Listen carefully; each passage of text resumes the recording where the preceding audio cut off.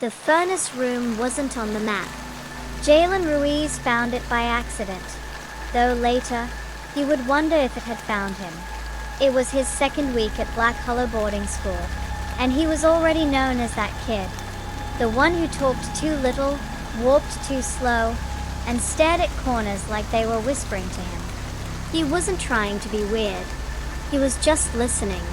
There was something wrong with this school.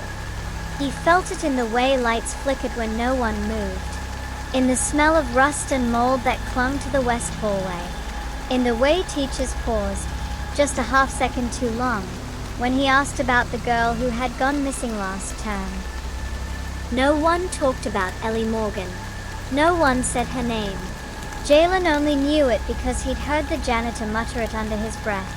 One night, outside room 109. Room 109 was supposed to be empty. The school was old.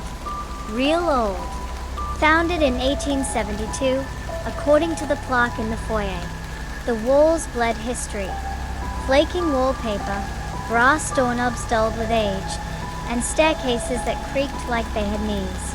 Jalen liked the quiet of it all, until he started noticing the things that didn't add up. Like how he could hear humming in the vents, even when the heat wasn't on. Or how he always saw the same teacher in the library, wearing the same dress, standing in the same place, every time he walked by, like a loop. Or how sometimes the clocks ticked backwards. Just for a second. He found the furnace room one Wednesday afternoon. He'd gotten detention for drawing something disturbing in art class, a picture of a girl reaching through a mirror. He hadn't even known he was drawing it until it was done. Detention meant cleaning duty. Alone. Miss Keller gave him a list and sent him off. He was hauling a mop bucket down stairwell C when he noticed a breeze. A warm breeze. It was coming from behind the wall. Except, there was a door, covered in old insulation, the kind that looked like cotton candy soaked in rot. Barely noticeable, but definitely there. He pressed his hand against it. It gave. Old hinges screamed. The furnace room smelled like burnt dust and metal. Pipes crisscrossed like tangled bones. Machines clicked and hissed in the dark. And in the back, under a rusted-out shelf, sat a cardboard box. Like it was waiting. Inside the box, a VHS tape. No label. Just a message scratched in jagged handwriting. Play me. He almost left it there. Almost. But curiosity has sharp teeth.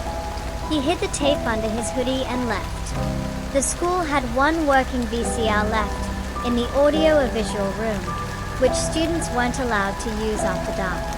Perfect.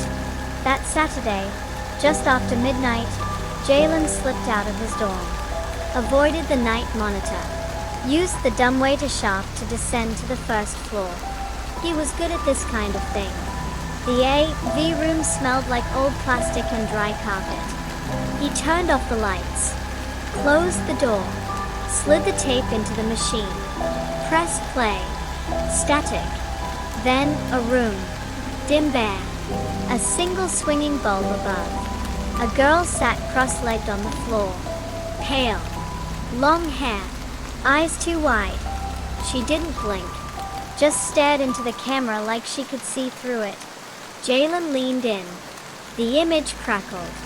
Cut to a hallway. He recognized it. The West Wing. Room 109 at the end. Then, the girl again. Standing in front of a mirror. Her reflection smiled before she did. And then waved. The screen went black. Jalen's breath caught. Then the audio kicked in. Whispers. Dozens. Layers deep. Like a crowd speaking underwater. He turned the volume up. Let me out. Let me out. Let me out. The voices warped. Slurred. New words emerged. Switch. Trade. Take my place. He pressed stop. The tape kept going. He hit eject. The machine refused. The screen lit up again. unprompted. Static. But this time, the static moved. A shape formed. A face. His face. Except wrong. The eyes were too dark. The mouth too wide. It opened its mouth and spoke. "I know where you sleep." Jalen yanked the cord from the wall. The image lingered for 2 seconds longer, then vanished. He ran, left the tape, left the room. Back in bed, he couldn't sleep. Every time he blinked, he saw the girl in the mirror. She looked sad. Then she looked hungry. Sunday morning, he went back. The AV room was gone. Just a blank stone wall. No one remembered it ever being there. When he asked the librarian, she smiled politely. "That room's been sealed since the fire in '98, dear." There was no fire. Not in any records. Not in any photos. But when Jalen passed that hallway again, he swore he could still smell smoke. Weird things started happening. The mirror in his dorm fogged up every night, even when the air was dry. Sometimes there were fingerprints on it. Inside, like someone was touching it from the other side. His reflection stopped sinking.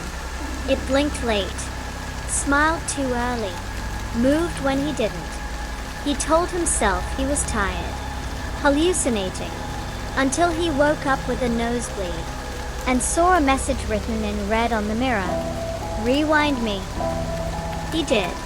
Back in the furnace room, he found the tape again. It had returned to the box. This time, he watched it in his dorm.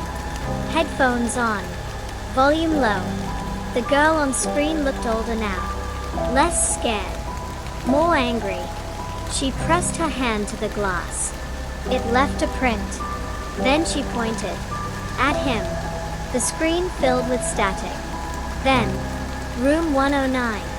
A crack appeared across the mirror. Then, a close-up of her face, mouth open, whispering something he couldn't hear. He paused the tape, rewound, played again. Still couldn't hear it.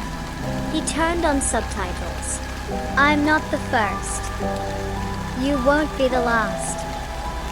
She's hungry." Then the screen shattered. Literally. The TV cracked from inside. Smoke curled out. Jalen backed away. Then the reflection in the blank screen moved. It smiled, raised a hand, and waved. He's not sure how long he sat there. Eventually, the TV cooled. The smoke cleared. His dorm was quiet. But the reflection on the black screen stayed frozen, like a paused tape. Waiting. Jalen hasn't spoken to anyone since. He walks slower now. Doesn't blink as much. Doesn't smile. When he passes mirrors, he doesn't look. But sometimes, he hears them. Calling. Whispering. Asking for a trade. And when he sleeps, he dreams of a girl in a room with no door. Cross-legged on the floor. Watching. Always watching. The furnace room still exists. Somewhere. Waiting for someone else to find the box. And press play. Sleep well. And remember, if you see your reflection move before you do, turn around. Slowly.